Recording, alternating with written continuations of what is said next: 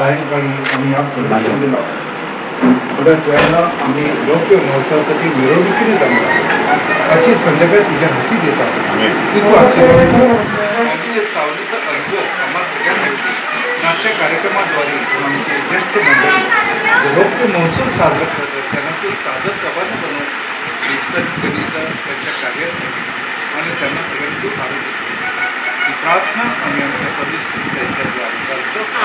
प्रभू तुम्हाला असेल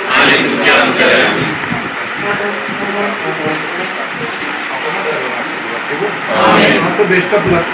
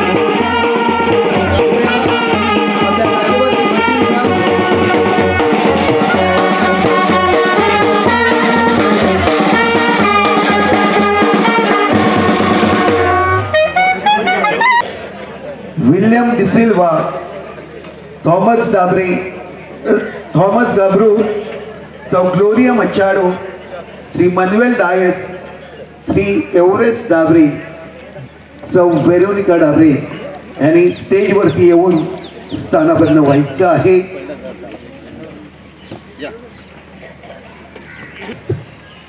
आयुष्याची शिदोरी खर्च करून त्यांनी हा प्रवास केलेला आहे आणि आज ते तुमच्या समोर तुम्हाला ऐकण्यासाठी, तुमच्या गौरवासाठी आणि तुमचा संपूर्ण त्यांचा अनुभव विश्व आहे तुमचा पाठीशी देण्यासाठी ते इकडे आलेले आहेत.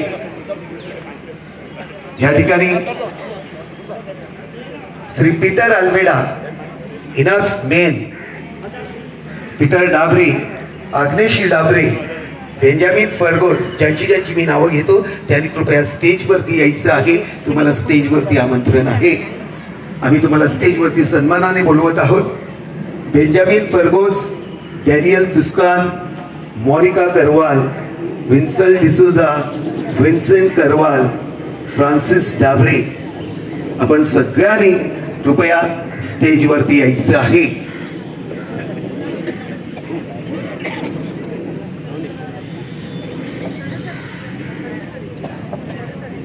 मंडळी,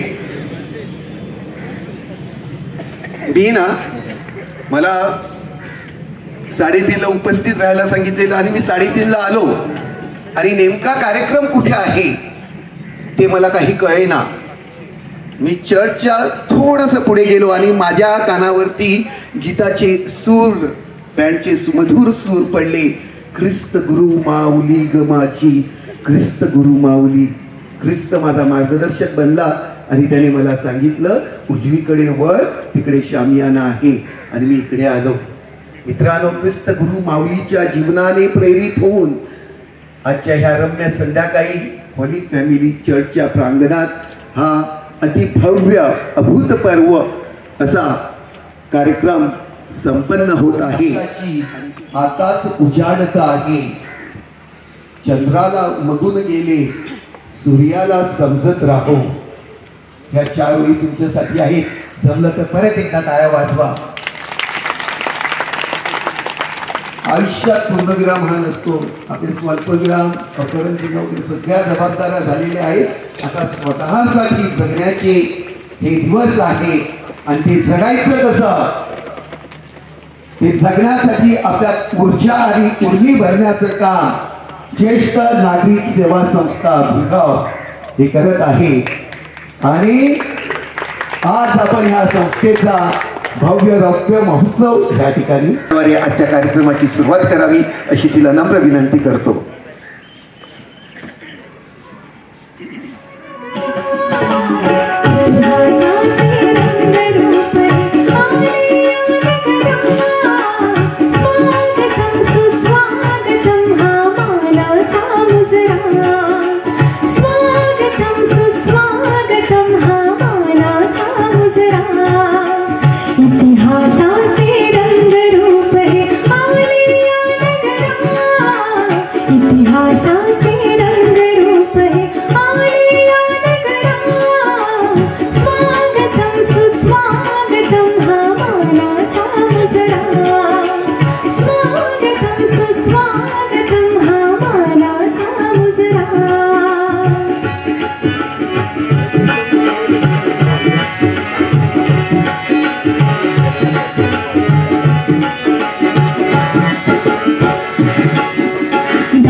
दिशा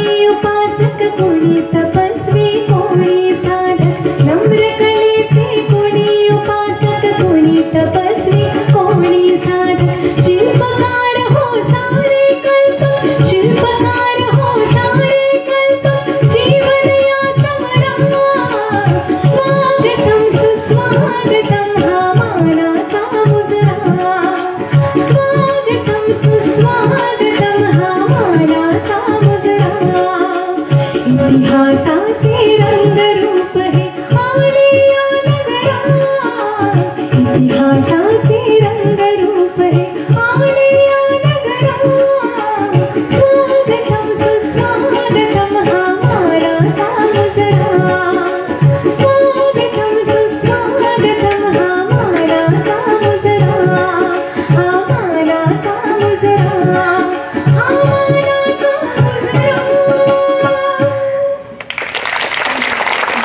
सुंदर सुरेख आणि त्या अस्तित्वाची शोध स्टेजवरचे मान्यवर गावात जरी असले तरी त्यात तुम्ही सगळे सहभागी आहात आणि मी जे सगळे जे गुणधर्म सांगितले हे सगळे गुणधर्म तुमचे आहेत.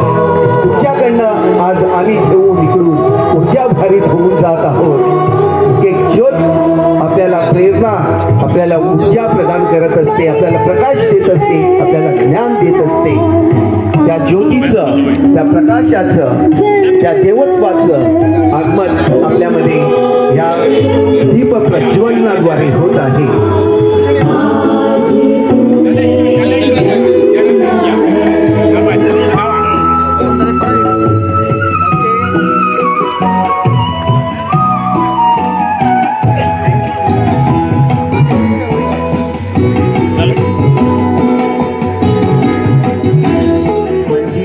सूचकता दाखवत आजच्या कार्यक्रमाचं सगळं साऊंड इंजिनिअरिंग करणारे विजय रॉड्रिक्स यांनी सुंदरसं असं प्रार्थना गीत सुरू केलं. विजय, तुम्हाला मनापासून धन्यवाद.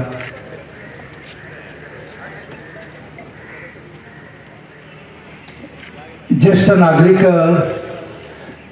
समितीचा हा भुईगावमधील हा रौप्य महोत्सव आणि या महोत्सवानिमित्त उपस्थित असलेल्या स्टेजवरील मान्यवर, ज्येष्ठ नागरिक संघटना भुईगाव सगळे आयोजक आणि माझ्या समोरील सर्व ज्येष्ठ माता पित्यांना, आजची संध्याकाळ सर्वांना सुखा समाधानाची असावी, देवाच्या आशीर्वादाची असावी, माऊलीची सावलीची असावी, हीच माझी सुरुवातीला आपणा सर्वांसाठी प्रार्थना आहे. मी 2 मुद्दे तुमच्यासमोर आज स्पष्ट करण्याचा प्रयत्न करणार आहे. आणि शेवटी माझं ML सरांनी जे स्वागत केलं त्यातलंच एक वाक्य म्हणजे शेवटी जाता जाता हसत खेळत सगळ्यांना ठेवायचं म्हणजे एक जोक सांगून मी माझी रजा घेईन. मी नेहमी प्रश्न करतो ज्येष्ठ मंडळीच्या असं कोणत्याही कार्यक्रमाला गेल्यानंतर की ज्येष्ठ कोण, हा पहिला मुद्दा आहे की जी व्यक्ती अनुभवानं श्रेष्ठ आहे ती ज्येष्ठ. वयाची 60 वर्ष आणि त्याहून पुढे गेलेली व्यक्ती की ज्याला जीवनामध्ये अनेक सुखदुःखाचे पावसाळे टाकलेले आहेत, चटके खाल्लेले आहेत. काहींनी आपल्यामध्ये नोकरी केलेली आहे, काही शेतीवाडीद्वारे असे निवृत्त झालेले आहेत. परंतु तुमच्याकडे म्हणजे स्टेजवर बसलेली मंडळी आणि तुम्ही पुढे आहात सगळ्याकडे अनुभवाचं गाठोडं आहे. मी नेहमी सांगतो की ज्येष्ठ म्हणजे समाजाला दिशा देणारी व्यक्ती. मी नेहमी ओळख माझी देत असताना सांगत आहे की मी नेहमीचा मनुष्य आहे, कारण नेहमीमध्ये काम केलेलं 11 वर्षे नोकरी केलेली आहे. स्टेजवर माझ्याबरोबर पीटर आहे की पीटरांना आम्ही एकत्र कार्य केलेलं आहे. म्हणून नेहमीचे शब्द मी नेहमी सांगतो की शिस्त. आणि नेहमीमध्ये काम करत असताना बोटीवर काम केलेलं आहे म्हणजे बोटीचा अनुभव. समुद्रामध्ये एखादं जहाज किंवा ती बोट भरकटून जाऊ नये, कुठे दगडावर आपटू नये म्हणून समुद्रामध्ये दीपस्तंभ उभारलेले आहे. जहाज सुरक्षित राहावा, बोटीला समुद्रातला मार्ग बरोबर दिसावा, सापडावा आणि ती पहिलं तिरी जावी म्हणून हा एक प्रयत्न.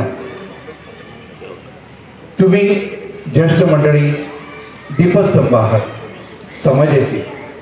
मी पुन्हा एकदा शब्द आणखीन वापरेन की जसं बोटीला छोटंसं सुकाणं असतं, तर तुम्ही समाजाचे सुकाणं देखील आहात। भल्या मोठ्या जहाजाला योग्य दिशेनं योग्य प्रमाणात नेण्यासाठी ते सुकाणं काम करत असतं, तसंच समाजाला योग्य दिशेनं नेण्यासाठी तुम्ही समाजाचे सुकाणं आहात। म्हणून ज्येष्ठ कोण, जो श्रेष्ठ, ज्याच्याकडे अनुभवाचं गाठोडं आहे, हा अनुभव तो दिशा देण्यासाठी मार्गदर्शक आहे। दुसरा मुद्दा तुमच्या समोर आज मी ठेवत आहे की तुम्ही ज्येष्ठ व्हा, पण म्हातारे होऊ नका। वय वाढलं, केस पांढरे झाले, हा निसर्गाचा नियम आहे। मी देखील वयात आज 64 वर्षे आहे, म्हणून मी ते सांगू शकतो की माझे देखील केस पिकले आहेत। काही लोक पिकलेले केस काळा रंग लावून किंवा दुसरा कलर लावून रंग लावतात, तो भाग वेगळा आहे, तो तारुण्याचा देखावा करण्यासाठी प्रयत्न आहे। पण आता माझे केस पिकले, वयाची 60 मी गाठली म्हणून मी म्हातार झालो असं म्हणू नका। ज्येष्ठत्व आणि म्हातारपण ह्यामध्ये फरक आहे। म्हातारपण इतरांचा आधार मागत असते, तर ज्येष्ठत्व इतरांना आधार देत असते, आणि ते आपल्याला करायचं आहे। आणि त्यासाठी आज आपण इथे हे मार्गदर्शन आणि सगळं अनुभव घेऊन पुन्हा एकदा आपल्या कामाला लागायचं आहे। ज्येष्ठत्व इतरांना आधार देते, त्याचप्रमाणे इतरांना दिशा देत असते। म्हातारपण आपल्याला लपवायचं वाटतं, मी अगोदर सांगितलं तसं, केस मग काळी केस घेणार, तर ज्येष्ठत्व दाखवायला वाटतं। म्हातारपण असलं, आपण वाटलं की मी म्हातार आहे, तर म्हातारपण काय करतं, आपलं अहंकारी बनवतं, आपल्याला स्वार्थी बनवतं आणि हेकेखोर असं बनवतं। तर ज्येष्ठत्व तो अनुभव संपन्न, विनम्र आणि आपल्याला संयमी करत असतं, संयमी करत असतं। म्हातारपण आपल्या जीवनाच्या संध्याकाळ सुरू झाली असं आपल्याला वाटत असतं, मग मला मरण का ती दे, हे आपले शब्द तोंडात येतात। तर ज्येष्ठत्व या संध्याकाळच्या वेळेला आपल्याला उशिरा काळचं जीवन आठवतं, वाट दाखवतं, मग तिथे मग आपण आनंदानं सुखात समाधानानं जीवन जगू लागतो। म्हणूनच माझ्या पुढील आणि स्टेजवरील ज्येष्ठ मंडळींना एकच सल्ला की मानानं, आनंदानं आणि समाधानानं जगा। मनासारखं जगू नका, तर मन सारखं करून जगा, तर तुम्हाला जीवनामध्ये खरा आनंद मिळेल। आणि तुमचा अनेक वर्षाचा हा अनुभव आणि हे ज्ञान सामाजिक बांधिलकी म्हणून मग कुटुंबाला आणि समाजाला त्याचा अर्थ आपल्या मुलामुलींना कुटुंबात अडथळेल असं नाही, तर कुटुंबाला आधार कसं देईल ह्या प्रकारचं असू द्या। मी नुकताच सांगितलं की अडथळा बनेल असं आपलं जीवन नको, कारण आपल्या कुटुंबामध्ये असलेलं आपला मुलगा किंवा आपली सून किंवा आपलं नातवंड ह्यामध्ये आपला खूप जनरेशन गॅप असणार, निदान 30-40 आणि त्याहून अधिक पण असेल। म्हणून आपलं कधी इंटरफिअर तिथे होईल असं जीवन जगू नका, कारण त्यामुळे तुम्हाला त्याचे चटके खायला लागतील। संसारात तुम्ही आनंदाने जगलेले आहात, मग त्यांना देखील आनंदाने आता जगू लागेल। कधी मदत मागितली ना तर करा, नाहीतर फक्त मार्गदर्शक म्हणूनच राहा, दीपस्तंभ म्हणूनच राहा, कुठे इंटरफिअर करू नका, नाहीतर मग त्यांचं मन दुखेल, मग आपल्याला काहीतरी दुखणं घेऊन जगावं लागेल। अगोदर सांगितलं तसं की जनरेशन गॅप असल्यामुळे कदाचित आपले विचार त्यांना पटणार नाही। आजचं हे जग मोबाईलचं आहे, मोबाईलवर नाचणार आहे, आपण ते नाचू शकत नाही, कारण आपली गती आता मंद होत चाललेली आहे। मी एक छोटंसं उदाहरण देईन। त्रेकी परिवारात जिथे आता ML सर आहेत चौकळा गावातले, त्या पॅरिसमध्ये असताना कार्य करत असताना स्त्रियांच्या सॉलिडरिटीचा काही कार्यक्रम होता म्हणून मी स्वतःहून इनिशिएटिव्ह घेतली आणि वाघूल नाक्यावरती चांगले खाजे मिळतात मॅची डिमल तेव्हा बनवायची ते खाजे आणण्यासाठी आलेलो. तो खाजे बांधत आहे साहेब बनत आहे तोपर्यंत मी मागे नजर टाकली. मागच्या बाजूला ब्राह्मण समाजाचं घटक आहे.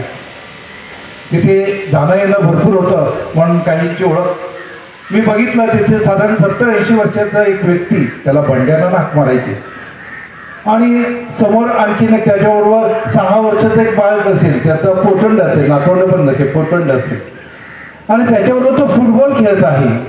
मी सहज ते खाजे बांधत आहे तोपर्यंत तिथे गेलो आणि त्याला विचारलं बंड्याना हे जमतं कसं. आणि त्यावेळेला बंड्याना म्हणाली फादर ही नाही केलं ना त्यांच्यावर जेवण बिल्डिंगांना आणता नाही यांना ते जुळून घ्यायचं आपल्याला जमलं पाहिजे. जनरेशन गॅप आहे म्हणून आपले विचार पटणार नाही पण ते सांगतात ते आपण जुळवून घेण्याचा प्रयत्न केला तर आपल्या जीवनामध्ये आपण समाधानी आनंदी राहू. ज्येष्ठत्व आनंदाने जगा. नेहमी मिसा बलिदानात सहभागी व्हा. स्वतःची वैयक्तिक प्रार्थना करा. कॅरिझमॅटिक प्रार्थनेमध्ये घरच्या रोजरीच्या प्रार्थनेमध्ये पारंपरिक प्रार्थना आपल्या मुलाबाळांना नातवंडांना देण्याचा प्रयत्न करा. आपल्यापर्यंत करा. जर केली त्यांनी तर योग्य नाही केली तरी काही प्रॉब्लेम नाही कारण ते त्यांच्या वेळेप्रमाणे जगणार पण त्यांच्यासाठी प्रार्थना करा. अशा प्रकारचे मेळावे जे आहात हे मेळावे भरत आहेत अशा ठिकाणी निर्णय ठिकाणी होत असताना त्या ठिकाणी सहभागी होत जा. निर्णय ठिकाणी सहलीचं आयोजन केलं जा फिरा नाही बोलू नका. पाय मोकळे करण्यासाठी असे बाहेर पडा. स्वतःचा अनुभव एकमेकांना देत राहा. विशेषतः कोणी आजारी असलं एक कुटुंब म्हणून ज्येष्ठ मंडळी म्हणून एकत्र राहा. त्याच्या सुखदुःखात सहभागी व्हा. नेहमी आरोग्याची तपासणी करत राहा. रक्त तपासणं किंवा इतर कोणता आजार असेल त्यासाठी थांबू नका. थांबलं तर आजार वाढू शकतो म्हणून वेळेतच त्याचं निसरण करण्याचा प्रयत्न करा. कुठे मयत झालेला आहे त्या ठिकाणी जास्तीत जास्त जाण्याचा प्रयत्न करा. मी छोटासा माझा अनुभव सांगेन. कारण असं काय म्हणतात ती व्यक्ती स्वर्गात चालली मग स्वर्गात चालली त्या व्यक्तीला भेटायला चाललो ना त्या कुटुंबाच्या दुःखात सहभागी होतं त्यांचं सांत्वन करायला चाललो ना. कुठे प्यायला बसले तिथे नाही ना चाललो तर कुठेही एखादं मयत झालं तर जाण्याचा प्रयत्न करा. कोणतरी अपघाताने गेलेला आहे संकटातून अशा प्रकारचं त्यांच्याकडे आणखी डोंगर कोसळलेला आहे अशा ठिकाणी उभं राहण्याचा प्रयत्न करा. आपल्या परीनं छोटं छोटं हे काम करायचं असेल तर मदर तेरेसा कशी सांगत आहे मी परमेश्वराच्या हातात ती पेन्सिल आहे. जगाने तिला उंचावलं आणि ती सर्गधामी आहे. ती काय सांगत आहे मी परमेश्वराच्या हातातली पेन्सिल आहे. हा पेन्सिलीचा धर्म पाळण्याचा प्रयत्न करा. नक्कीच जीवनात तो आनंद येईल. माझ्या प्रिय ज्येष्ठ मातापित्यांनो जीवनामध्ये जेवढं पैसा तुम्हाला वापरता येईल तेवढं वापरा. ही साठवण कधी आपल्या कुटुंबामध्ये डोकेदुखी होऊ नये म्हणून त्याचा वापर करा.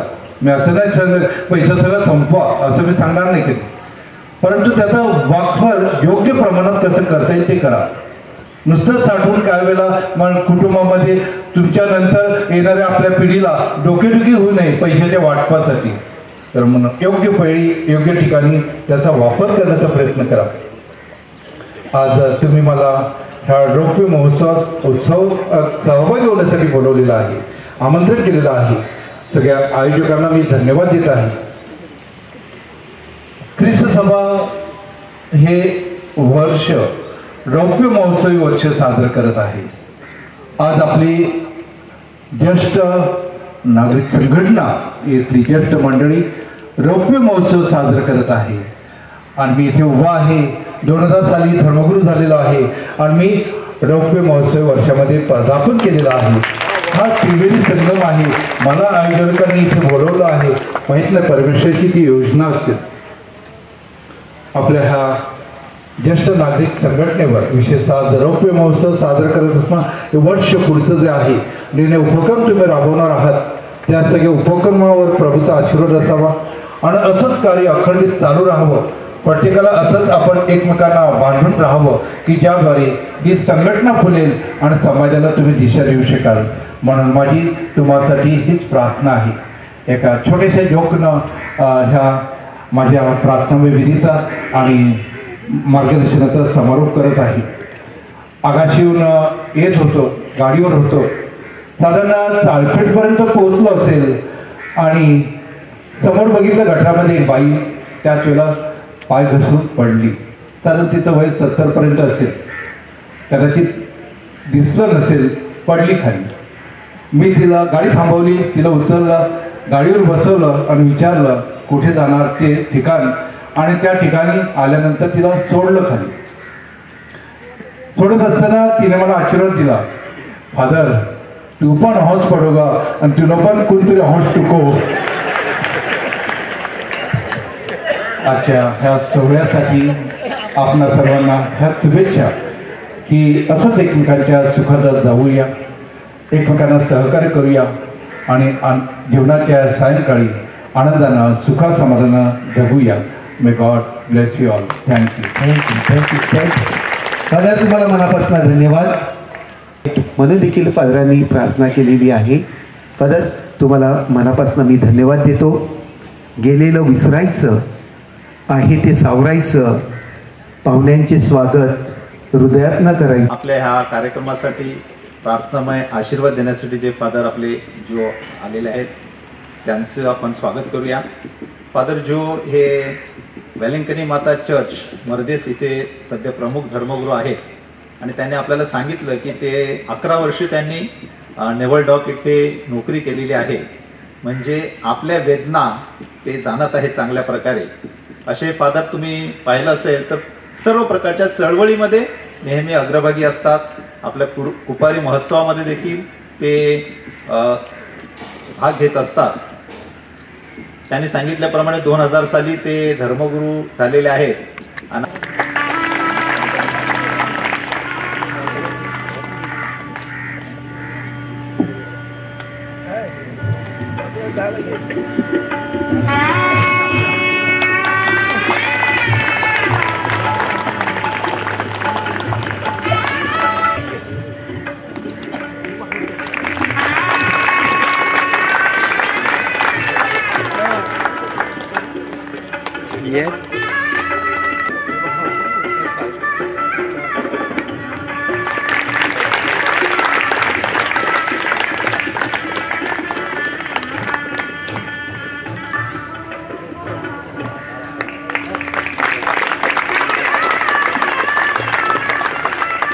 Come on, yes.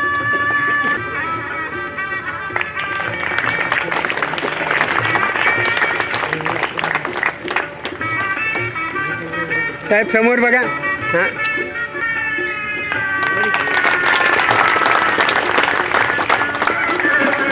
समोर समोर.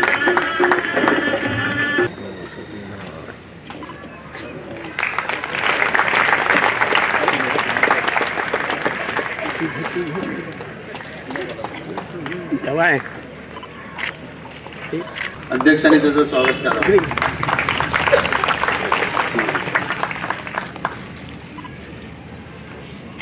त्या दोघी चांगलं आपला बिझनेस चालू केलेला आहे ते त्यांचंही स्वागत करतो.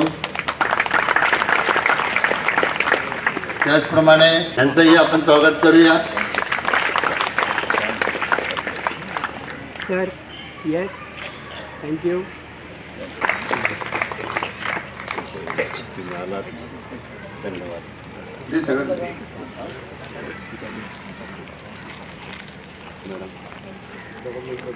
Yes, yes, sir. Yes, thank you. Yes. Yes, sir. Thank you. Yes, thank you. या ठिकाणी जेडी सर आलेले आहेत. हा सत्कार म्हणजे बाबांच्या आयुष्याचं संचित आहे. त्यांचे आशीर्वाद आपल्या संस्थेला लाभत आहे. फार मोठा गुणगौरव आहे.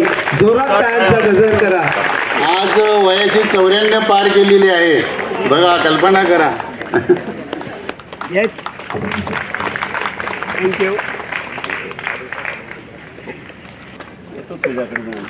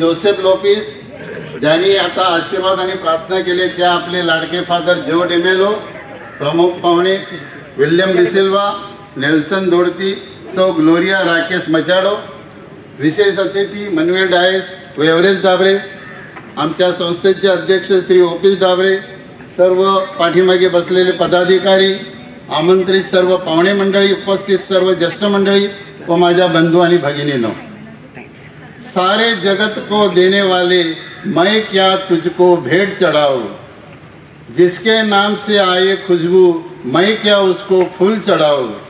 वो तैरते तैरते डूब गए जिन्हें खुद पर गुमान था, और वो डूबते डूबते भी तैर गए, जीवन पर तू मेहरबान था। क्या बात है, क्या बात है। सध्या आगमन काळ चालू आहे आणि आपण सर्व ख्रिस्त जन्माची तयारी करत आहोत। त्याचप्रमाणे आज सेंट फ्रान्सिस झेवियरचा सण साजरा होत आहे। परमेश्वराची विशेष कृपा या कार्यक्रमावर असल्यामुळे आजचा हा दिवस पाहण्याचं भाग्य आपणा सर्वांना मिळत आहे। त्यामुळे मी प्रथम परमेश्वराला धन्यवाद देतो व आपल्या सर्वांचे मनापासून स्वागत करतो। गेल्या 4-5 महिन्यापासून आमचे हे सर्व कार्यकर्ते जीव ओतून काम करत होते। त्यामुळे सर्व अडचणीवर मात करून आज ह्या ठिकाणी भव्य आणि दिव्य रौप्य महोत्सव साजरा होत आहे। रिटायर माणूस शरीराने थोडा थकलेला असतो, अनेक व्याधीचा त्रास होत असतो। कोणाची पाठदुखी, कंबरदुखी, गुडघादुखी, टाच, कान, मान इत्यादी बरेच आजार जे असतात त्यामुळे त्यांच्यामध्ये निर्माण होतात। परंतु ते खचून न जाता अगदी जिद्द, कसोटी आणि कष्ट उपजण्याची तयारी ठेवून प्रत्येकाने खूप मेहनत घेतलेली आहे। मागच्या आठवड्यात आमचे एक धडाडीचे कार्यकारिणीचे मेंबर श्री मार्कुस डाबरे यांचं स्पाईलचं कोकिळाबेन हॉस्पिटलमध्ये ऑपरेशन झालं आणि थोडंसं कामाची जबाबदारी माझ्यावर भरपूर आली, म्हणून मी आमचे अध्यक्ष, आपले अध्यक्ष ऑफिस डाबरे यांना बोललो की बाहेर आपल्याला जायचं होतं परंतु आता मी येऊ शकत नाही। आणि बघा देवाची कशी योजना असते। आमचे मोठे बंधू फ्रान्सिस डाबरे हे त्यांच्या मदतीला धावून आले आणि गावाबाहेरील दानशूर व्यक्तीकडून जाहिराती आणण्यासाठी मोलाचे सहकार्य केले। त्यामुळे गावांतील 150हून अधिक लोकांनी आम्हाला जाहिराती दिलेल्या आहेत आणि त्या जाहिरातीचं मोल थोडं नसून 8 लाखाचा निधी त्याने वसूल केलेला आहे आणि त्यामुळे आज आपण 50 लाखांचा निधी ह्या ठिकाणी वसूल केलेला आहे। हे सांगण्यासाठी मला फार अभिमान वाटतो। रौप्य महोत्सव वर्षांची वाटचाल मी तुमच्यापुढे थोडीशी कथन करतो। इवलेसे रोप लावी येले दारी, तयाचा वेलू गेला गगनावरी। 80च्या दशकात ज्येष्ठ नागरिकाची वसईत कुठेही संघटना नव्हती आणि तशी गरज भासली नाही। त्यावेळी नोकरीतून निवृत्त होण्याची संख्या फार कमी होती। आपल्या गावात हाफ पॅन्ट, धोतर, लाल लुगडे तसेच मुंबईला जाणारे भाजीपाला, दूधवाले असे 5 धारक होते। परंतु जसजसा काळ पुढे सरकत चालला तसतशी गरज भासू लागली। वसईमध्ये गिरीज ह्या ठिकाणी जीवन दर्शन केंद्राचे त्यावेळचे पहिले संचालक फादर हिलरी फर्नांडिस आणि सर्व ज्येष्ठांना मिसा सुटल्यानंतर जीवन दर्शन केंद्राच्या आवारामध्ये एकत्र पाहिले व त्यांना सूचना केली की तुम्ही वसईतील सर्व ज्येष्ठांची एक संघटना स्थापन करावी। सर्वांनी ती सूचना उचलून धरली व 37 वर्षापूर्वी रेव्हरंड फादर हिलरी फर्नांडिस यांच्या आशीर्वादाने वसईमध्ये ज्येष्ठ नागरिक संघाची गिरीज विळुंगडा ह्या ठिकाणी स्थापना करण्यात आली। कारण दुसऱ्या व्हॅटिकन परिषदेने प्रापंचिकाची स्वतंत्रपणे संघटना असण्यासाठी तशी परवानगी दिलेली आहे। प्रथम नंदाकाल पॅरिसमध्ये ज्येष्ठ नागरिक संघटना स्थापन करण्यात आली। आज आपल्या सर्व धर्मक्रमामध्ये ज्येष्ठ नागरिक संघटना स्थापन झाल्या असून त्यांचे कार्य फार चांगल्या प्रकारे चालू आहे आणि ते पाहून आपल्या गावात सुद्धा अशी एक संघटना असावी असा विचार त्यावेळच्या आपल्या ज्येष्ठांनी बोलून दाखवला व त्यावेळी तोच धागा पकडून त्यावेळचे आपले संस्थापक अध्यक्ष स्वर्गवासी बातीकाका, स्वर्गवासी SK पिरेल, तसेच फिलिप डाबरे, स्वर्गवासी कार्मेल डाबरे, स्वर्गवासी मार्टिन दालमेत, सौ तेरेजा डाबरे, स्वर्गवासी मायकेल डाबरे, श्री मनवेल मर्ती, स्वर्गवासी Anton Dias, Shri Francis D'Souza, Shri Lewis Dabre, Shri Sylvester Tuscano व अनेक ज्येष्ठ नागरिकांच्या सहभागाने 1 मे 1999 रोजी फादर ग्रेग परेरा यांच्या आशीर्वादाने आपल्या भुईगाव गावात ज्येष्ठ नागरिक संस्थेची स्थापना करण्यात आली। ज्यांनी आपल्या वयाची 55 वर्ष पूर्ण केली व जो या भुईगावचा नागरिक आहे अशा श्री पुरुषास संघटनेचा सभासद होता येईल असे घोषित करण्यात आले. पहिल्या वर्षी 51 पुरुष व 11 स्त्रिया असे एकूण 62 सभासदाची नोंदणी करण्यात आली. ज्येष्ठ आणि ज्येष्ठासाठी चालवलेली ही संघटना गेली 25 वर्ष निरनिराळे उपक्रम राबवित आहे. गेल्या 25 वर्षात आपल्या धर्मघरात जे जे धर्मगुरूंची नेमणूक झाली त्या सर्वांचा आशीर्वाद आपल्याला मिळत असतो. जीवनाचा परतीचा प्रवास करणारे थकल्या भागलेल्यांना विसावा मिळावा व आपल्या सुखदुःखाच्या गुजू गोष्टी व्हाव्यात, प्रेमाचे नाते दृढ व्हावे, आनंदाच्या व दुःखाच्या प्रसंगी एकमेकाला आधार देऊन सहभागी होणे व संपूर्ण भुईवाकर हे एक कुटुंब या नात्याने गुण्यागोविंदाने नांदावे म्हणून आमचा प्रयत्न असतो. त्याला कुणाची दृष्ट लागू नये अशी आमची त्या विधात्याकडे प्रार्थना असते. कोणतेही काम करताना त्याला अध्यात्माची गोड असावी लागते. आपले माजी सचिव स्वर्गवासी S.K. पिरेल यांनी घरोघरी जाऊन सर्व ज्येष्ठांना चर्चची वाट दाखवली. त्यामुळे आज आपल्या चर्चमध्ये दररोज मिसाला 300हून अधिक भाविकांची उपस्थिती असते. तसेच दर शुक्रवारी संध्याकाळी 5 ते 6 या वेळेत रोजरीची प्रार्थना व निरनिराळ्या प्रापंचिकाद्वारे बायबल प्रबोधन केले जाते. मित्रांनो, 2 वर्षापूर्वी आपण सर्व प्रापंचिक आणि गावांचे लोक एकत्र येऊन फादर बाप्टिस्ट लोपिस यांच्या नेतृत्वाखाली आपल्या होली फॅमिली चर्चची 9 कोटी संपूर्ण भव्य अशी वास्तू उभी केली. त्यात 90% आर्थिक सहभाग हा गावकऱ्यांनी उभा केलेला आहे व ते ज्येष्ठ नागरिक एकत्र येऊन एक धैर्य समोर ठेवून भव्य दिव्य असा रौप्य महोत्सव या ठिकाणी साजरा करत आहेत. आज मी अभिमानाने सांगतो की संस्थेचे 550 सभासद आहेत व जसजशी संस्था वाढत गेली तसतशी सभासदांकडून आम्हाला वर्गणी, देणगी व निरनिराळ्या कार्यक्रमाद्वारे निधीसुद्धा वाढत आहे. ही रक्कम शेड्यूल्ड बँकेत जमा होणे फार गरजेचे होते. त्यामुळे आपल्या बँकेच्या अनेक सुविधाचा लाभ आपण मिळू शकतो आणि म्हणून सन 2022 साली वार्षिक सभेत एक ठराव पास करण्यात आला व संस्थेचे सरकार दरबारी नोंदणी करण्यात ठरले. दिनांक 1 सप्टेंबर 2022 रोजी नवीन कार्यकारिणी निवड करण्यात आली. जे आजची जी विद्यमान जी कमिटी आहे ती व आमच्या संस्थेचे सन्माननीय अध्यक्ष श्री O.P. डाबरे यांच्या नेतृत्वाखाली जवळजवळ 40 लोकांचे कार्यकारी मंडळ, विश्वस्त मंडळ व स्वीकृत सभासद, ज्यामध्ये महिलांचा सुद्धा फार मोठा वाटा आहे, सहभाग आहे. या सर्वांनी आपले तन मन धन अर्पण करून कार्य करीत आहेत. मध्यंतरी कोरोनाच्या महामारीमुळे संघटनेच्या कामामध्ये शिथिलता आली होती, परंतु ती झटकून पहिल्याच वर्षी आपण 115 नवीन सभासदाची नोंदणी केली व निरनिराळे उपक्रम राबविण्यास सुरुवात केली. प्रार्थना सभा, आरोग्य शिबिर, कृषीविषयी माहिती शिबिरे, योगा क्लासेस, ध्यान साधना, कृषाच्या वाटेची भक्ती, मेळावे, तसेच सहलीच्या माध्यमातून निरनिराळ्या प्रक्षेलित स्थळांना भेटी, सरकारी योजनेची माहिती, आजारी व वृद्धांना भेटी, दफनभूमीची स्वच्छता, मोफत बस सेवा पास उपलब्ध करून देणे इत्यादी समाज उपयोगी कामे आपण करत आहोत. आज आपण आता थोड्याच वेळामध्ये ध्येय नावाची स्मरणिका प्रकाशित करीत आहोत. ह्यामध्ये काही निवडक लोकांच्या कार्याविषयी आपण माहिती दिलेली आहे, ज्यांनी आपल्या समाजासाठी व आपल्या गावासाठी त्याग करून आपले योगदान दिलेले आहे. त्याची जाणीव भावी पिढीला करून देणे हे आम्ही आमचे कर्तव्य समजतो. तसेच 1 जून 2023 ते 31 डिसेंबर 2024 ह्या कालावधीमध्ये ज्याच्या वयाला 70 वर्ष 75 वर्ष पूर्ण केली आहेत व ज्यांनी लग्नाची 50 वर्ष पूर्ण केलेली आहे असे दाम्पत्य ह्यांचा आत्ता ह्या ठिकाणी गौरव समारंभ मान्यवराच्या हस्ते आपण करत आहोत. स्मरणिकेतून जे उत्पन्न मिळणार आहे त्यांतून ज्येष्ठ नागरिकांसाठी एक कट्टा बांधण्याचा मानस आहे. कट्टा म्हणजे आपले ज्येष्ठ नागरिक सगळे एकत्र येतील, एका ठिकाणी बसतील आणि निरनिराळ्या आपल्या मनातले जे विचार आहेत एकमेकाला शेअर करतील, म्हणून ते त्या ठिकाणी जमा होतील असा एक कट्टा बांधण्याचा आमचा विचार आहे.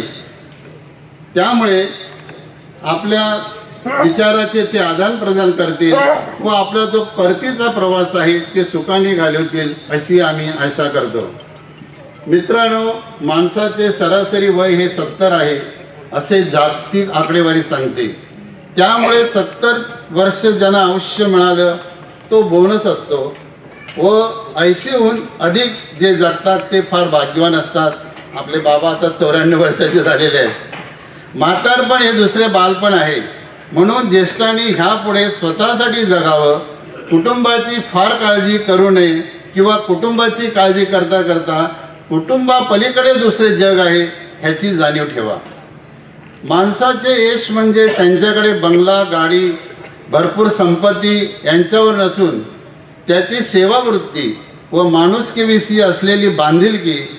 आज आपण विशिष्ट परिस्थितीची सामना करीत आहोत, परंतु आपण खचून जाऊ नये, कारण आयुष्यामध्ये अपमान, अपयश, पराभव हे गरजेचे आहे. त्यामुळे पेटून उडतो तुमचा स्वाभिमान, त्यांतून जागा होती तुमची जिद्द आणि मग उभा राहतो तुमच्यातला खंबीर आणि अभेद्य माणूस. आजपर्यंत आपण एकमेकाला जी साथ दिलेली आहे तशी साथ ह्यापुढेही आपण एकमेकाला द्याल.